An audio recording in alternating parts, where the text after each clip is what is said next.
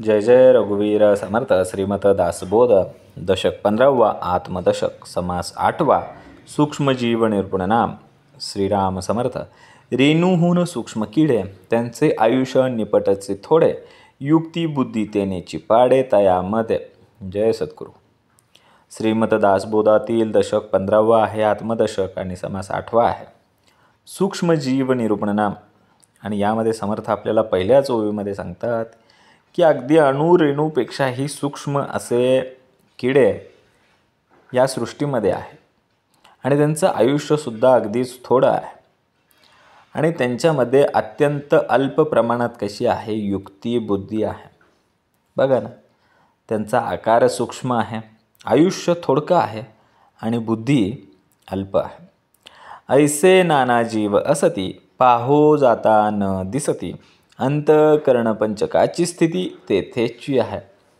आणि मग हे असे न दिसणारे जीव ह्या आपण कसं पाहणार बरं? तर यासाठी समर्थांनी सांगितलं सूक्ष्मदर्शिका मायक्रोस्कोप. मग न दिसणारं आपल्याला पाहायचं असेल, ते जीव जर पाहायचे असतील तर आपण त्या यंत्रातून पाहतो. आणि मग त्यांच्या अंतःकरणाची स्थिती कशी आहे? आपल्याला दिसत नाहीत म्हणजे ते जीव नाही आहेत का? आहेत, परंतु अंतःकरण पंचकाची स्थिती त्यांच्याही ठिकाणी आहे हो. तुम्ही आम्ही उघड्या डोळ्यांनी बघू शकत नाही म्हणजे ते जीव नाही आहेत असं नाही. ते जीव आहेत, अस्तित्वात आहेत आणि त्यांच्याकडे अंतःकरणसुद्धा आहे. मग अंतःकरण पंचकाची स्थितीसुद्धा त्यांच्या ठिकाणी आहे बरं का. आणि त्यांचे ज्ञान कसं आहे? त्यापुरते त्यांचं ज्ञान विषय इंद्रिय समान सूक्ष्म शरीरे विवरून पाहतो कोण? मग त्यांच्यापुरतेच त्यांचे ज्ञान आहे. त्यांचं आयुष्य थोडकं, बुद्धी अल्प, मग तेवढंच ज्ञान आहे. तेवढं त्यांच्यापुरतंच तेवढं ज्ञान त्यांना समर्थांनी दिलेलं आहे. त्यांना इंद्रिय आहेत, विषय आहेत. सांगितलं ना, विषय इंद्रिय समान. विषय भोग आणि इंद्रिय हेही समानच आहेत, आपल्यासारखंच आहे. सूक्ष्म शरीरे विवरण पाहतो कोण? पण अशा या सूक्ष्मांचं शरीर आणि त्याचं विवरण करणारा कोण आहे बरं? पाहिलं पाहिजे ना. असे जे सूक्ष्मजीव आहेत त्यांना कसं वाटतं बरं? आपल्यासाठी सूक्ष्मजीव म्हणजे मुंगी आणि त्या सूक्ष्मजीवांसाठी मुंगी कशी असेल बरं? त्याच मुंगी महाथोर नेनो चालीला कुंजर मुंगीस मुताचा पूर ऐसे बोलती. मग ते जीव इतके सूक्ष्म आहेत की आपल्याला त्याला मायक्रोस्कोपच्या खाली बघायला लागतं. त्या जीवांना मुंगीसुद्धा महाकाय वाटते, विशाल वाटते, अगदी अफाट विराट वाटते. त्यांना असं वाटतं की एखादा हत्तीच चालला की काय. पण आपल्या दृष्टीनं पाहिलं तर मुंगी इतकी लहान आहे, खूपच आपल्या दृष्टीने ते सूक्ष्म आहे. पण ते सूक्ष्माच्या दृष्टीने मुंगी मात्र एखाद्या कुंजरासारखी आहे, हत्तीसारखी आहे. ते मुंगी समान शरीरे उदंड असती लहान थोरे समजता मध्ये जीवेश्वरे वस्ती कीजे. त्या मुंगीप्रमाणे लहान मोठ्या अशा असंख्य शरीरं आहेत आणि त्या सर्व शरीरामध्ये जीवरूपी ईश्वराने म्हणजे अंतरात्म्याने काय केली आहे? वस्ती कीजे, वस्ती केलेली आहे. तिथं तो वास करतो. माहिती आहे तुम्हाला आम्हाला? जारज अंडज स्वेदज उद्बीज ह्या चारी खाणी आहेत आणि चारी खाणींची उत्पत्ती तिथूनच झालेली आहे. आणि तो जो ईश्वर आहे त्यानं जीव शिवाचा निश्चय करून प्रत्येक जीवामध्ये वस्ती केलेली आहे. ऐसी या किड्यांचा संभार उदंड दाटला विस्तार अत्यंत साक्षपी जो नर तो विवरण पाहे. मग असे किड्यांचे समुदाय या पृथ्वीवरती काय झालेले आहेत? उदंड दाटलेले आहेत. त्यांचा विस्तारच विस्तार झालेला आहे. पृथ्वीवरचा असा कोपरा नाही की जिथं हे सूक्ष्म जीव नाही आहेत. हे सूक्ष्म जीव प्रत्येक ठिकाणी आहेत आणि पृथ्वीवरती खूप दाटलेले आहेत. अगदी बघा ना, पाण्यामध्येही सूक्ष्मजीव असतात, हवेमध्येही सूक्ष्मजीव असतात. अगदी काय हो, कोरोना आला तो काय होता? सूक्ष्मजीवच होता की. व्हायरस, विषाणू, जीवाणू हे सगळे सूक्ष्म आहेत. यासाठी आपल्याला मायक्रोस्कोप लागतो. समर्थांनी सांगितले ना, दिसत नव्हते ते, तरीसुद्धा अख्खा भारत बंद करून टाकला त्यांनी. भारत काय अख्खं जग बंद करून टाकण्याची क्षमता या सूक्ष्मजीवांमध्ये आहे. आणि हे असे सूक्ष्मजीव कुठे आहेत? उदंड यांचा विस्तार झालेला आहे. पण जो यत्नशील आहे, जो विचारी मनुष्य आहे, तोच त्याच्या संबंधी विवरण करून सत्य जाणून घेतो. जो साक्षीपी आहे ना, आम्ही बैठकीला यायचे आधी कसे होतो? आळशी होतो. मग समर्थांनी पहिल्यांदा काय केलं? मंगलाचरणात 1 तास तुम्हाला आळशीतेची साक्षीपी होती.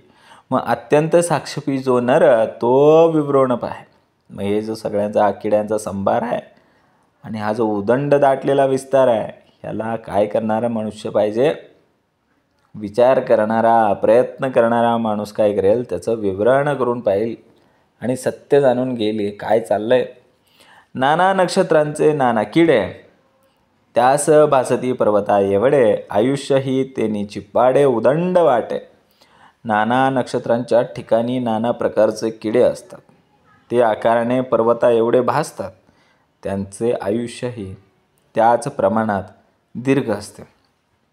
बघितलं आपण पहिल्या ओवीमध्ये बघितलं, त्यांचं आयुष्य अल्प होतं, थोडकं होतं. मग हे नक्षत्राच्या ठिकाणी असणारे विविध प्रकारचे किडे ते जरा आकाराने मोठे असतात आणि त्यांचं आयुष्यही जरा त्यातल्या त्यात दीर्घ असतं. बघा, पक्षा एवढे लहान नाही, पक्षा एवढे थोर नाही, सर्प मच्छ पाही येण्याची पडे. अत्यंत लहान पक्षी असतात आणि अत्यंत मोठे पक्षी असतात. बरोबर आहे का? सापांचे मासे तसेच असतात. सर्प असू द्या, मासे असू द्या, पक्षी असू द्या, लहानही असतात. सूक्ष्मातला सूक्ष्मसुद्धा पक्षी आहे, पण तो आपल्याला दिसतो तरी. आणि मोठ्यातला मोठा पक्षी आहे, जटायूसारखा, गरुडासारखा, गिधाडासारखा मोठे पक्षी आहेत की हो. मग सर्प असू द्या, महाकाय सर्प आहेत, अमेरिकेच्या ॲमेझॉनच्या नदीमध्ये आहेत. किती मोठं अफाट ते जंगल आहे, किती म्हणून सूक्ष्म जीव तिथे असतील आणि महाकाय जीवसुद्धा तिथे असतील. सांगितलं ना समर्थांनी, पक्षा एवढे लहान नाही, पक्षा एवढे थोर नाही, सर्प मच्छ पाही येणे चिप्पाडे. साप आहेत, मासे आहेत, पक्षी आहेत, उदंड आहेत. मुंगीपासून थोरथोरे, चाडती वाढती शरीरे, त्याची निर्धारता अंतरे कळो येती. मुंगीपासून एकाहून एक लहान शरीर कसे आहेत? चढती आणि वाढती शरीर आहेत. नीट जर विचार केला तर त्यांच्याही अंतरंगीचे अंतरंग आपल्याला कळून येतील बरं का. कारण त्यांना अंतःकरण आहे. आपण आल्याला पाहिलं, त्यांच्याकडे पंचकर्णी अंतःकरण आहे. त्यामुळे त्यांचे अंतरंग आहेत आणि त्या अंतरंग आपण जाणू शकतो. नाना वर्ण नाना रंग, नाना जीवांचे तरंग, एक सुरंग एक विरंग, किती म्हणून सांगावे. मग या सूक्ष्म जीवांमध्ये काय आहेत? भेद आहेत. नाना वर्णांचे, नाना रंगांचे ते सूक्ष्मजीव असतात. नाना प्रकारचे तरंग, म्हणजे त्यांची जीवन पद्धतीसुद्धा कशी आहे? थोडीशी वेगळी आहे. काहींचे रंग सुंदर असतात, काहींचे रंग विरंग असतात, थोडे विकृत रंग असतात. असे किती म्हणून सांगावे? कारण यांची संख्या खूप आहे हो, अफाट आहे. किती किती म्हणून सांगावे? एके सुकुमारे एके कठोरे, निर्माण केली जगदीश्वरे, सुवर्णासारखी शरीरे दैदिप्यमाने. एके सुकुमारे म्हणजे कोमल, एके कठोरे, कठोर म्हणजे अत्यंत कसा कणखर. निर्माण केली जगदीश्वरे, ते सगळं जगदीश्वरानेच निर्माण केलेलं आहे. सुवर्णासारखी शरीरे दैदिप्यमाने, अगदी लकाकणारी आणि चमकणारी सुद्धा शरीरे याच जगदीश्वराने निर्माण केलेली आहेत. दैदिप्यमान शरीरे. काजवे असतात बघा, कसे चमकतात ते रात्री. असे किती म्हणून सांगावं? काहींचं शरीर कोमल आहे, काहींचं कठीण आहे, तर कुणी अगदी लकलकीत सोन्यासारखं आहे, चकचकीत आहे. हे सगळं तयार करणारं कोण आहे? तो जगदेश्वर आहे ना. शरीरभेदे आहारभेदे, वाचाभेदे गुणभेदे, अंतरी वसिजे अभेदे एक रूपे. आणि या प्राण्यांच्या, या सूक्ष्म जीवांच्या शरीरामध्ये अनेक भेद आहेत. असणार ना. त्यांच्या आहारात भेद आहे, त्यांच्या वाचेमध्ये गुणांमध्ये भेद आहे, पण त्या सर्वांच्या अंतरी अंतरात्मा मात्र एकच आहे. बघा ना, हे भेद आपण सहज सांगतो. एखादा प्राणी, एखादा सूक्ष्मजीव ठराविक अन्न खातो, ठराविक आवाज काढतो, त्याच्यामध्ये ठराविक गुण असतात. काही प्राणी असतात बघा, ते सूक्ष्मजीव रात्रीच्या अंधारामध्ये बाहेर येतात, त्याला आपण निशाचर म्हणतो. काही दिवसाबाहेर येतात, काही पाण्यामध्ये राहतात, काही हवेमध्ये राहतात, काही पृथ्वीच्या अंतरंगामध्ये राहतात. हे भेद आहेत ना. तरीही सर्वांच्या अंतरात्मा मात्र एकच आहे.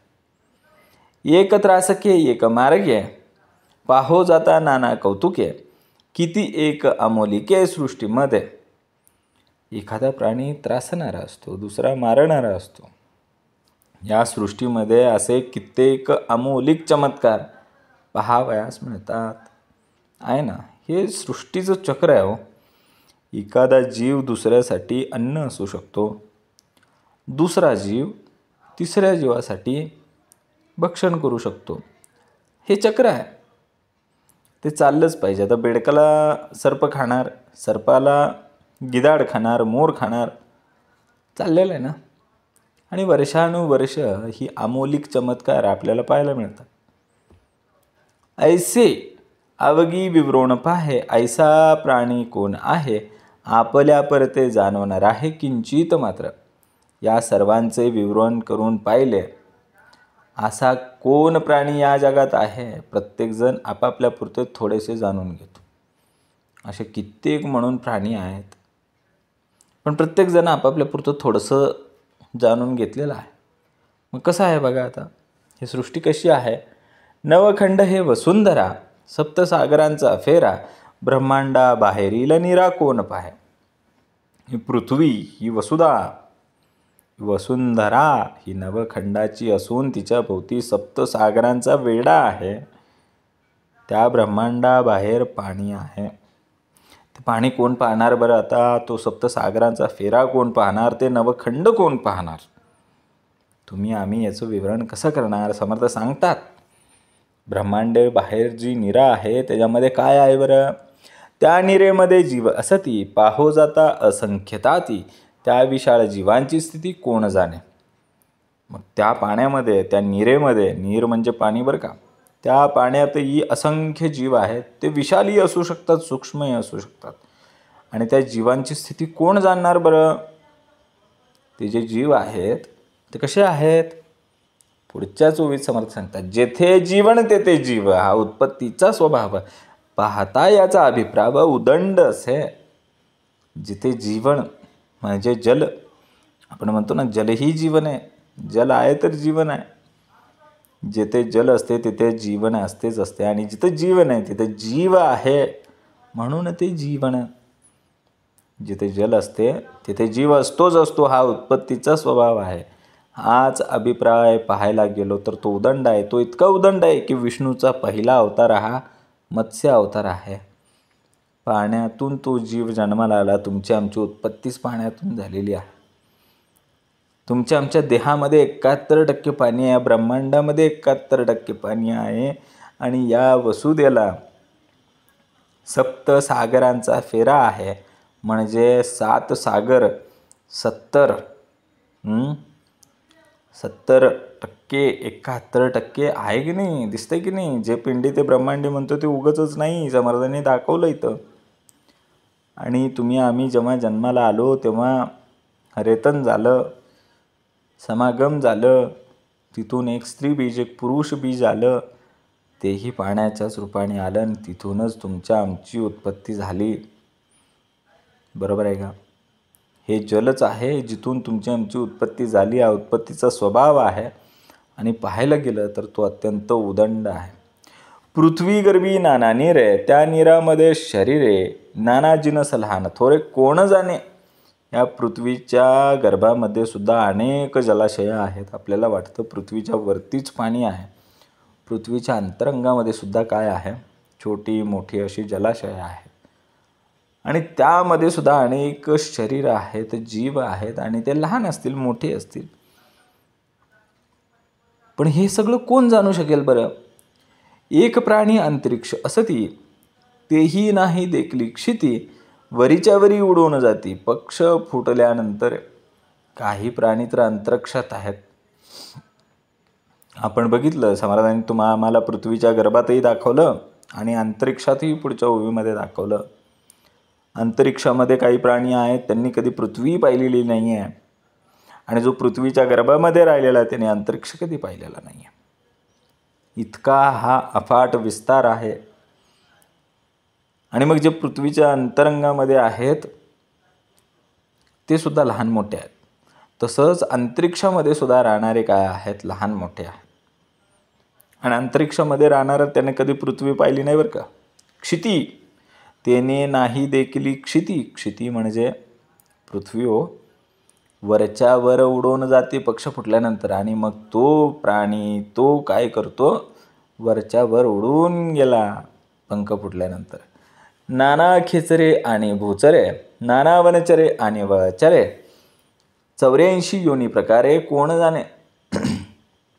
आकाशात संचार करणारे प्राणी, पृथ्वीवरती हिंडणारे प्राणी, कित्येक वर्ष जंगलात राहणारे प्राणी, पाण्यात विहार करणारे प्राणी किती झाले, जारज, अंडज, स्वेदज, उद्बीज अशा प्रकारचे 84 लक्ष जीव योनीचे प्रकार आहेत.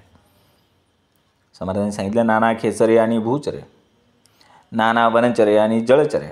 वनात राहणारे, जळात राहणारे, खेचरे, भूचरे, 84 लक्ष योनी प्रकारे कोण जाणू शकेल बाबा यांना.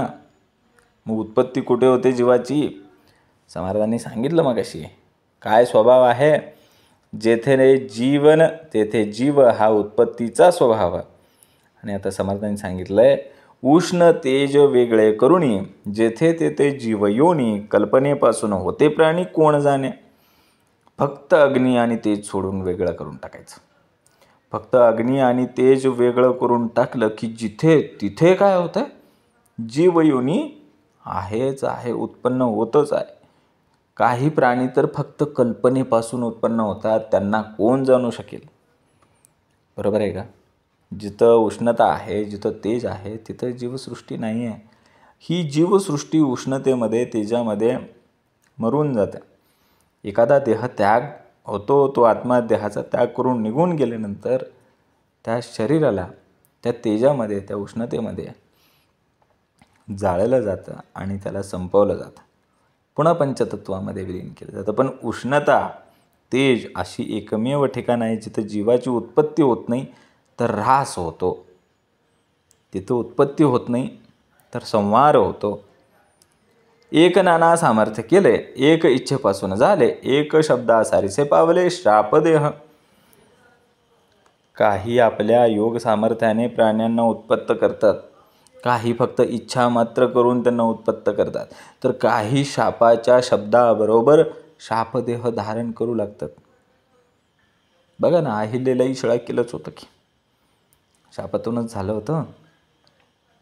योग सामर्थ्याने प्राण्यांना उत्पत्ती केलेली खूप उदाहरणं आहेत आपल्याकडे. आपल्या प्राचीन पौराणिक कथा आहेत, त्यामध्ये आपल्याला सगळ्यांना दिसेल योग सामर्थ्याने अगदी सूर्यापासून पुत्र झालेला आपण इतिहासामध्ये पाहतो. आपल्याकडे उदाहरणं आहेत. सूर्यपुत्र आहे, बरोबर आहे का. योग सामर्थ्यांना त्या प्राण्यांची, योग सामर्थ्याने त्यांची उत्पत्ती केली, इच्छेने उत्पत्ती केली. अगदी शापाच्या शब्दाबरोबर एखाद्या देहाची उत्पत्ती झालेली आपल्याला दिसून येते. एक देह बीजागिरीचे, एक देह वोडंबरीचे, एक देह देवतांचे नाना प्रकारे. काही देह बाजीगरीचे आहेत, काही देह हे वोडंबरीचे आहेत, तर काही देह हे देवतांचे आहेत. काही बाजीगर आहेत ना, काही वोडंबर आहेत ना, आणि काही देवता आहेत. एक क्रोधापासून झाले, एक तपापासून जन्मले, एक उश्रापे पावले पूर्वदेहा.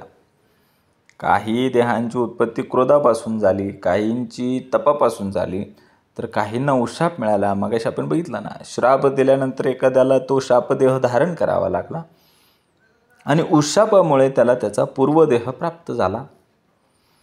हे सगळं करणं कुणाचं आहे हो? एवढी सगळी शरीरे तयार केली नाना प्रकारचे, कुणाला शापातून मुक्त केलं, त्याला पूर्वदेह दिला, आधी शापात घातलं, त्या अहिलेला आधी शिळा केल्यानंतर राघवाचा पाय लागल्यानंतर परत तिला पूर्वदेह प्राप्त झाला. ऐसे भगवंताचे करणे किती म्हणून सांगणे, विचित्र मायेच्या गुणे होत जाते. असे हे भगवंताचे अलौकिक करणे. याचं वर्णन किती करणार अजून. त्यांनी एवढं करून ठेवलंय, आता आम्ही काय सांगायचं. मायेच्या योगाने हे सर्व विचित्र विचित्र होत चाललेलं आहे. विचित्र मायेच्या गुणे होत जाते. विचित्र माया हो, माया अत्यंत विचित्र आहे. आम्हाला गुंतवून ठेवलंय. नाना अवघड करणी केली, कोणी देखील ना ऐकली, विचित्र कळा समजली पाहिजे सर्वे. मायेने ही अशी विलक्षण आणि अवघड करणी केलेली आहे, तशी आधी कुणी ऐकली नसेल आणि पाहिली नसेल. एवढी विचित्र माया आहे. आणि ही मायेची कला सर्वत्र नीट समजून घेणे अत्यंत आवश्यक आहे बरं का. समजलं पाहिजे, जाणून घेतलं पाहिजे आणि याच्यासाठी आपल्याकडे जाणीव पाहिजे. थोडे बहुत समजले, पोटापुरते विद्या शिकले, प्राणी उगेच गर्व गेले, मी ज्ञाता म्हणून. मग एखाद्याला यातलं थोडंफार कळालं, कशातलं, या मायेच्या विचित्र कला, ह्या मायेने केलेली विलक्षण आणि अवघड अशी निर्मिती, हे भगवंताचं अलौकिक करणं आहे ना, हे थोडंफार त्याला कळालं आणि त्याला असं वाटायला लागलं की मला सगळंच कळालं बाबा. मग एखाद्याला थोडंफार कळालं, पोटापुरती विद्या शिकला की लगेच तो म्हणतो मी ज्ञाता, मी ज्ञाता, असा गर्व झाला आणि तो वाया गेला. ज्ञानी एक अंतरात्मा, सर्वामध्ये सर्वात्मा, त्याचा कळावाया महिमा, बुद्धी कैची. सर्वांच्या अंतर्यामी असणारा सर्वात्मा म्हणजे एक अंतरात्माच खरा ज्ञानी होय. पण त्याचा महिमा कळेल अशी बुद्धी कुणाला आहे. सप्तकंचुक ब्रह्मांड, त्यात सप्तकंचुक पिंड, त्या पिंडामध्ये उदंड प्राणी असते. ही पंचमहाभूते, अहंकार आणि महतत्व असं वेष्टन या ब्रह्मांडाला आहे. आणि त्यात 7 आवरणांनी युक्त असं पिंड आहे. त्या पिंडातही काय आहे, उदंड प्राणी आहेत. आपल्या देहातील न कळ्या मा ते अवघे कैचे कळे, लोक होती उतावळे अल्पज्ञान. एक होता बरं का, त्याला आपल्या देहात काय चाललं हे कळना आणि तो म्हणतोय मला सृष्टीमधलं सगळं ज्ञान झालं आहे. उतावळा आहे ना तो. समर्थांनी काय सांगितलं की सर्वांच्या अंतर्यामी असणारा सर्वात्मा तोच एक खरा दर ज्ञानी आहे. पण त्याचा महिमा कळेल अशी बुद्धी कुणाला आहे का. अहो, त्याचा महिमा कळण्यासाठी तुम्हाला सप्तकंचुक ब्रह्मांड, सप्तकंचुक पिंड, त्या पिंडामध्ये उदंड प्राणी आहेत, एवढं सगळं कळण्यासाठी काय काय करायला लागेल. पण एखादा मनुष्य येतो आणि म्हणतो मला देहात काय हेही कळालं आणि सृष्टीमधलं हेही कळालं आणि तो उतावळा झाला. बरं काय आहे बाबा तुझ्या देहामध्ये, सप्तचक्र आहेत, वात पित्त कफ त्रिदोष आहेत, पंचमहाभूत जे पिंडात आहेत, ते ब्रह्मांड आहेत, तेही कळाले. असं अल्पज्ञान घेऊन तो उतावळा झालेला आहे आणि तो आता म्हणतोय मी ज्ञाता, मी ज्ञाता. बरोबर आहे का. आणि त्याला सकळ सृष्टीचे जीवांचं ज्ञान कधी होणार. अरे आयुष्य पुरणार आहे का. बघा आता पुढच्याच ह्याच्यामध्ये सांगितलं आहे, अणुरेणू ऐसे जिणसा, त्याचे आम्ही विराट पुरुष, आमचे उदंडची आयुष्य त्याच्या हिशोबे. मग ह्या अणुरेणू एवढे जे सूक्ष्मजीव आहेत, ज्याचा अभ्यास आपण करणार आहोत, त्यांना आपण मनुष्य म्हणजे विराट पुरुष भासतो. आणि त्या सूक्ष्मजीवांच्या हिशोबाने आपलं आयुष्य म्हणजे अत्यंत दीर्घ वाटतं त्यांना. त्यांचं आयुष्य किती आहे, अल्प आयुष्य आहे. पहिल्या ओवीपासून आपण पाहत आलो. अल्प आयुष्य म्हणजे काय, 4 दिवस, 2 दिवस, आठवडा, 15 दिवस. फुलपाखरू बघा 14-15 दिवसात मरून जातं. त्या फुलपाखराच्या दृष्टीने जर पाहिलं, त्याच्या हिशोबाने जर पाहिलं, तर खरंच आम्हाला दीर्घ आयुष्य प्राप्त झालं आहे. त्यांच्या रीती आणि दंडक वर्तयाचे असती अनेक, जाणे सर्वही कौतुक ऐसा कैचा. त्यांच्या आचरणांचे नियम, त्यांच्या पद्धती, त्यांच्या वेगवेगळ्या प्रकारच्याच असतात. हे सर्व कौतुक कोण जाणू शकेल, असं कोण आहे. धन्य परमेश्वराची करणी, अनुमानयना अंतकरणी, उगीच पाहता पापिणी. उगीच अहंता पापीने वेडा लागी. खरंच धन्य आहे. त्या खरोखरच परमेश्वराची जी करणी आहे ती अद्भुत आहे, धन्य आहे, अलौकिक अशीच आहे. कितीही कल्पना केली तरी अंतःकरणात तिचं काही ज्ञान होऊ शकत नाही. पण अहंतारूपी पापिणी माणसाला काय करते, गुंतवूनच ठेवते. मागाशी एक निघाला होता ना, मला कळालं, तो फक्त अनुमान लावत होता. प्रत्यय त्याला आलाच नव्हता. प्रत्यय येण्यासाठी तेवढं आयुष्य तर पाहिजे हो. मग ही जी परमेश्वराची करणी आहे ही अत्यंत अद्भुत अलौकिक अशीच आहे. मग किती कल्पना केली, किती अनुमान लावलं तरी अंतःकरणात तिचं काही ज्ञान होऊ शकत नाही. पण अहंतारूपी पापीन माणसाला अशीच गुंतवून ठेवलेली आहे या मायेमध्ये. अहंता सांडून विवरेण कित्येक देवांचे करणे, पाहता मनुष्याचे जिणे थोडे आहे. मग ही अहंता सोडली पाहिजे. ही जी देवाची अलौकिक करणी आहे, अशा या करणीचं, अशा या कार्याचं अहंता सोडून विवरण केलं पाहिजे. पण मनुष्याला तितकं आयुष्य नाही मिळालं ना. पण मनुष्याचं आयुष्य इतके थोडे आणि अल्प आहे की ते विवरण करता करता ते काही पुरणार नाही. अहंता जाणून विवरणे कित्येक देवाचे करणे, पाहता मनुष्याचे जिणे थोडे आहे. अहंता सांडायची, मग विवरण करायचं, आणि मग ती जी देवाची करणी आहे त्याचं विवरण करत करत राहिलं तर मनुष्याचं जे जीवन आहे ते अगदी थोडकं आहे. थोडे आणि अर्धी पुढे काया, गर्व करती रडाया, शरीर अवघे पडाया वेळ नाही. आयुष्य अत्यंत थोडं आहे, क्षणभंगूर देह आहे, तरी गर्व करतोय आणि रडतोय. शरीर पडायला एक क्षणही लागत नाही. बरोबर आहे, क्षणभंगूर आहे.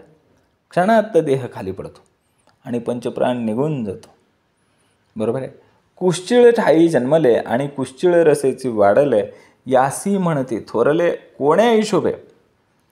कुश्चिळ म्हणजे घाणेरड्या घाणेरड्या जागी तो जन्मला. कुश्चिळ ठाई जन्मले, कुश्चिळ अशा ठिकाणी जन्माला आला. कुश्चिळ रसेची वाढले, त्या कुश्चिळ घाणेरड्या रसानेच तो वाढत गेला. आणि त्याला थोर म्हणायचं कुठला हिशोब आहे हा?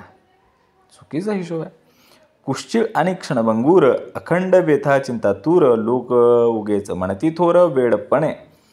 देह अत्यंत अपवित्र क्षणभंगूर आहे, पण त्याला अखंड निरनिराळ्या व्यथा ह्या भोगाव्याच लागत असतात.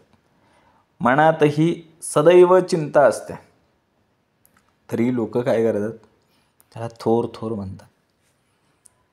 तो एकतर अपवित्र, एकतर क्षणभंगूर, नुसत्या व्यथाच भोगतोय.